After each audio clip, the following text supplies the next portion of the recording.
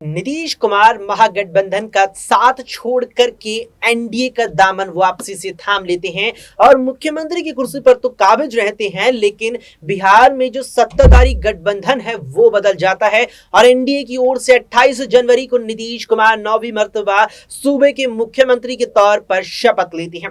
उसके बाद से ही लगातार बिहार का सियासी पारा हाई है, पूरी तरीके से चढ़ा हुआ है। सरगर्मियां बिहार में तेज हैं और तमाम ऐसी चीजें लगातार हो रही हैं जो बिहार की इस सियासी पारे को उतरने कतई नहीं दे रही। नीतीश कुमार यहां एनडीए में वापसी करते हुए सरकार का दावा ठोक देते हैं, सरकार बन भी जाती है, मंत्रिमंडल का विस्तार भी हो जाता है। उसके बाद आता है फ्लोर टेस्ट। फ्लोर टेस्ट भी वे पास कर लेते हैं। हालांकि वहां पर खेला कुछ हद तक तेजस्वी यादव के साथ देखने को मिलता है, जब आरजेडी खेमे के 3 विधायक क्रॉस वोटिंग करते हुए महागठबंधन छोड़ते हुए एनडीए का साथ दे देते हैं। इसके बाद तेजस्वी यादव शुरू करते हैं बिहार में जन विश्वास यात्रा। जन विश्वास यात्रा बिहार के 33 जिलों से 10 दिनों में ये होकर के गुजरने वाली यात्रा अब खत्म हो चुकी है। आज इस जन विश्वास यात्रा का आखिरी दिन था, जिसमें तेजस्वी यादव को लगातार ही बिहार के हर जिले में अपार जन समर्थन देखने को मिला। लेकिन इस बीच एक और बुरी खबर आती है आरजेडी की, जब उसकी पार्टी की एक महिला नेत्री पार्टी छोड़ते हुए बीजेपी का दामन थाम लेती है। हालांकि उसके साथ कांग्रेस बिहार के 2 विधायक भी बीजेपी का दामन थाम लेते हैं, लेकिन अब जो पूरा सियासी माहौल है बिहार का वो अभी भी पूरी तरीके से चरम सीमा पर बना हुआ है और उस ही सियासी माहौल को लेकर बात इस पेशकश में होगी, क्योंकि बात जरूरी है। नमस्कार, एसपीएन 9 न्यूज आप देख रहे हैं, आपके साथ मैं हूं अक्षय अग्रवाल। अमन जी हमारे सहयोगी हैं। बात करेंगे बिहार के सियासी माहौल को लेकर के। अमन जी, नीतीश कुमार के खिलाफ तेजस्वी यादव की जन विश्वास यात्रा, कहीं ना कहीं माना जा रहा था कि राहुल गांधी की जिस तरीके से भारत जोड़ो यात्रा रही, उसको प्रेरणा बना करके ये यात्रा शुरू की। 33 जिलों से होकर गुजरी, 10 दिन का सफर तय किया, अपार जन समर्थन देखने को मिला।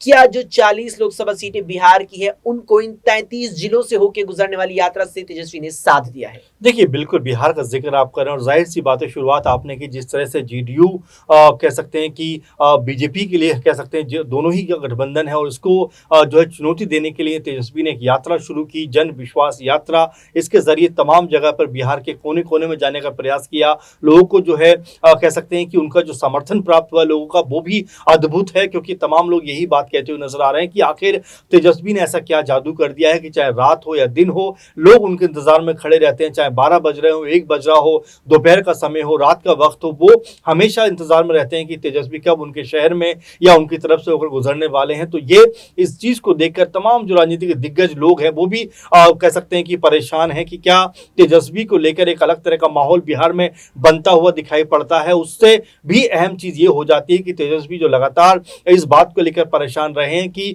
भले ही उन्होंने सबसे अधिक सीटें विधानसभा में जीती हो, लेकिन लोकसभा में उनके हिस्से एक भी सीट नहीं आई। तो ऐसे में वो एक ऐसा माहौल बनाने का प्रयास करें जिससे कुछ एक जो लोकसभा सीटें हैं वो भी उनके कब्जे में आ सकें और उनकी पार्टी यहाँ पर मजबूत हो सके। लेकिन उसके साथ साथ में जिस तरह से आरजेडी के लिए तमाम बुरी खबरें भी सामने आ रही हैं कि इससे पहले जब फ्लोर टेस्ट हुआ था उस समय उनके 3 जो विधायक थे, यानी कि चेतन आनंद और नीलम देवी, इसके अलावा प्रहलाद पटेल, वो तीनों जो हैं कह सकते हैं बीजेपी की तरफ चले जाते हैं। इसके अलावा अभी जो खबर आप बता रहे हैं संगीता देवी वो भी बीजेपी का दामन थामने का जो ऐलान करती हैं और ये बताता है कि 4 जो विधायक उनके बीजेपी खेमे में जाने का मतलब ये है कहीं ना कहीं आरजेडी क्या कमजोर हो रही है, क्या उसके जो विधायक है क्या वो अब अपनी ही पार्टी के अंदर जो विश्वास खोते हुए नजर आ रहे हैं। हालांकि बाहर जिस तरह से विश्वास यात्रा कर रहे हैं तेजस्वी, वही पार्टी के अंदर खाने में अविश्वास शुरू हो गया, क्योंकि 4 से 5 विधायकों का इस तरह से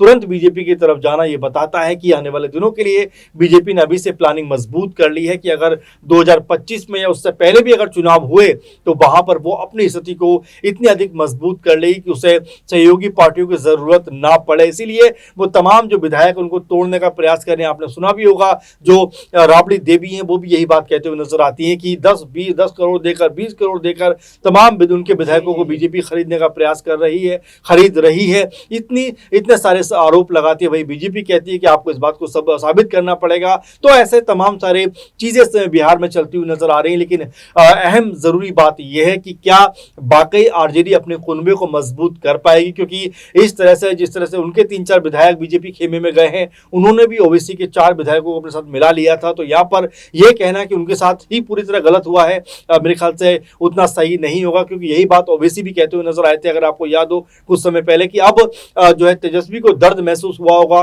कि जब विधायक अपने छोड़कर जाते हैं तो कैसा दर्द लगता है। तो ऐसे में क्या बिहार की राजनीति में एक बार फिर से तेजस्वी को कह सकते हैं कि कमजोर होना पड़ेगा? क्या उनकी जो राजनीति है उसमें वो दम जो लगाने का प्रयास कर रहे हैं, क्या उससे उनको बेदम होना पड़ेगा? क्योंकि अगर बीजेपी इतनी स्ट्रॉन्ग अक्षय हो जाएगी तो जाहिर बात है कि तेजस्वी की जो ताकत है वो बेहद कमजोर नजर आएगी। बिल्कुल, यहाँ पर अगर बीजेपी बिहार में जो वर्चस्व वर्तमान में रखती है, अगर उससे और ज्यादा उभर जाएगी और कहीं ना कहीं मजबूती अपने राजनीतिक तौर पर कर लेगी, तो तेजस्वी यादव की मुश्किलें बढ़ जाएंगी, चिंताएं बढ़ जाएंगी। अमन जी, जिक्र आपने यहाँ पर किया राबड़ी देवी का बयान का, बुरी तरीके से भड़कती नजर आई, सीधे तौर पर कहती नजर आई कि 20-20 करोड़ रुपए की पेशकश यहाँ पर की गई थी। ऐसे में बीजेपी नेताओं की तरफ से प्रतिक्रिया आई है कि अगर हम पेशकश कर सकते हैं तो आप क्यों नहीं कर सकते? ऐसा आरोप क्यों लगा रहे हैं कि आरोप अगर ऐसा है तो हम भी लगा सकते कि हमारे विधायकों को पेशकश की गई लेकिन हमारे विधायक नहीं आगे बढ़ के आए। तो क्या इस चीज में सच्चाई लगती है? देखिए, बिल्कुल, अगर आप सिर्फ बिहार की बात कर रहे हैं तो देखिए, बिहार में भले ही बीजेपी ये बात कहती हुई नजर आती है, लेकिन जब आप उत्तर प्रदेश में आते हो तो किस तरह से खुला खेल होता है ये आप देखते हैं। जग जाहिर है, क्योंकि ऐन वक्त पे सारे विधायक जो सपा के थे वो बीजेपी खेमे में पहुंच जाते हैं, तमाम विधायक, और वहां पर जाकर कहते हैं कि अखिलेश यादव की विचारधारा अच्छी नहीं है, वो राम को नहीं मानते, इस तरह के बयान देते हैं। तो अचानक से उनको ये सब बातें कहां से याद आती हैं? इसके ऊपर बात होनी चाहिए। आप हिमाचल जाते हैं, वहां पर बीजेपी के पास 25 सीटें हैं, कांग्रेस पार्टी के पास मिला जुलाकर 43 सीटें हैं, उसके बावजूद बीजेपी का प्रत्याशी जीत जाता है। ये किस तरह की बात है? आप मध्य प्रदेश में आपने देखा, कर्नाटक में आपने देखा, आपने महाराष्ट्र में देखा, किस तरह से बीजेपी ने सत्ता का खेल करके कहीं ना कहीं जो रूलिंग पार्टियां थी, सत्ता में बैठी हुई पार्टियां थी, उनको उखाड़ फेंका। और लगातार ये बात उस समय भी कही गई कि बीजेपी जो है वो विधायकों के साथ में खरीद फरोख्त करने का काम करती है, उनको तोड़ने का काम करती है। और ये तक आरोप लगे कि हेमंत सोरेन जो झारखंड में मुख्यमंत्री थे वो बीजेपी के सामने नहीं झुके, इसीलिए बीजेपी ने उनको जेल में डाल दिया। तो तमाम तरह की चीजें हैं जो लगातार बीजेपी के ऊपर आरोप लगते रहे हैं। और कहीं ना कहीं जो सरकारी एजेंसियां हैं, चाहे ईडी सीबीआई की बात करें, कि उनको लेकर भी ये बात उठती रही है कि भाई जितने भी आरोप हैं, जितनी भी छापेमारियां हैं, वो सिर्फ विपक्षी नेताओं के घरों पर देखने को मिलती हैं, विपक्षी नेताओं पर देखने को मिलती हैं। लेकिन जैसे ही वो बीजेपी में शामिल होते हैं, चाहे वो अशोक चौहान हो, चाहे वो छगन भुजबल हो, चाहे वो अजीत पवार हो, हेमंत बिस्वा हो, हार्दिक पटेल हो, कितने भी बड़े बड़े नाम हो, वो सब जो फाइलें हैं वो तुरंत बंद हो जाती हैं। तो यही बात अरविंद केजरीवाल भी कहते हैं कि ईडी के जरिए हमारी जो पार्टी को और हमारे नेताओं को लगातार बीजेपी दबाव बनाने का प्रयास कर रही है, लगातार हमें परेशान करने का प्रयास कर रही है, जिससे हमारी जो राजनीति है वो पूरी तरह से यहाँ पे खत्म होती हुई नजर आए। बिल्कुल, यहाँ पर राजनीति खत्म हमारी हो जाए, ये बीजेपी चाहती है। लगातार ये आरोप तमाम विपक्षी दल लगाते नजर आते हैं। ऐसे में मंजू, जिस तरीके से बात चल रही है बिहार के सियासी संग्राम पर, एक छोटा सा आखिरी सवाल मेरा आपसे रहेगा जीतन राम मांझी को लेकर के। जब तो नीतीश कुमार के एनडीए में आने की खबरें थी, उस ही वक्त से यहाँ मांझी के बयान आने शुरू हो गए थे। एनडीए में नीतीश कुमार आ गए, मुख्यमंत्री की कुर्सी पर लगातार काबिज एनडीए की तरफ से भी यहाँ मांझी के बयान कहीं ना कहीं ये इशारा कर रही हैं कि अगर उन्हें भविष्य में यहाँ पर एनडीए ने या तो ये कहें कि लोकसभा में ज्यादा सीटें नहीं दी या फिर मंत्रिमंडल में एक से ज्यादा विधायकों को शामिल नहीं किया, तो मांझी वापसी कर सकते हैं महागठबंधन की तरफ। क्या चीज लगती है, क्या वाकई में ऐसा हो सकता है मांझी के द्वारा? देखिए, बिल्कुल, और सिर्फ मांझी नहीं, अक्षय, अगर तो आप देखें चिराग पासवान काफी ज्यादा खफा नजर आते हैं जब तेजस्वी जन विश्वास यात्रा निकालते हैं, तारीफ करते हैं, कहते हैं बहुत अच्छी बात है, लोगों को जुड़ना चाहिए। और उनका जो रुख है वो अपने आप में नजर आता है, क्योंकि जिस तरह के पोस्ट आप उनके देख रहे होंगे कि मैं वो चिराग हूँ जो बेरोजगारी मिटा दूंगा, और तमाम सारी बातें वो कहते हुए दिखाई पड़ते हैं, जिससे नजर आता है कि वो बीजेपी से खफा है और उनको अगर मौका लगा तो वो तेजस्वी आरजेडी से हाथ मिला लेंगे। वहीं आपने मांझी का जिक्र किया, जाहिर सी बात है, मांझी एक तरफ ये भी कहते हैं कि मैं नीतीश कुमार का साथ नहीं छोड़ूंगा, वहीं ये भी कहते हुए नजर आते हैं कि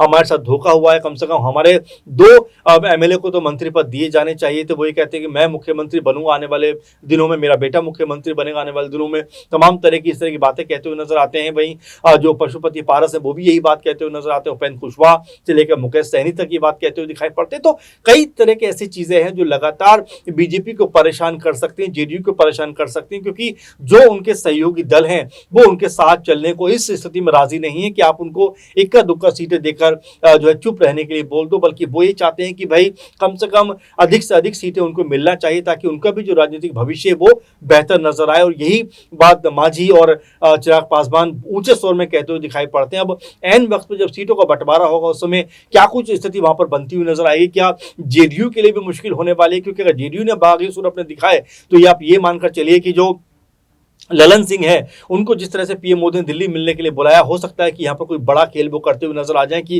एक धड़ा अपना लेकर वो बीजेपी के साथ मिल जाए और वहां पर एक नई सरकार बनती हुई नजर आ जाए और सीएम बीजेपी की तरफ से दिखाई पड़े, क्योंकि बीजेपी लगातार कहती रही कि भाई हमारा भी यहाँ पर सीएम होना चाहिए। तो अभी संभावनाएं अक्षय बहुत ज्यादा है, तमाम तरह के कयासबाजियां हैं, अटकलबाजियां, लेकिन फिलहाल बिहार में क्या कुछ होने वाला है, क्या तेजस्वी कोई बड़ा मैजिक करने वाले हैं और क्या बीजेपी एक बार फिर से कोई बड़ी सेंधमारी करके आरजेडी के और भी विधायकों को अपने पाले में मिलाती हुई नजर आती है। वाकई में बड़े सवाल हैं यहाँ पर कि क्या तेजस्वी यादव इस मर्तबा इन लोकसभा चुनावों में और अगले साल होने वाले राज्य के विधानसभा चुनावों में बीजेपी को पटका नहीं देने वाले हैं, या फिर बीजेपी इस ही अंदाज में आरजेडी के और नेता विधायकों को तोड़कर अपने पाले में करने में कामयाब हो जाएगी। आपकी क्या कुछ राय है इस पर कमेंट बॉक्स में हमें कमेंट करके जरूर बताएं। फिलहाल कल इस पेशकश में इतना ही। देश और दुनिया की तमाम खबरों के लिए आप देखते रहें SPN 9 न्यूज।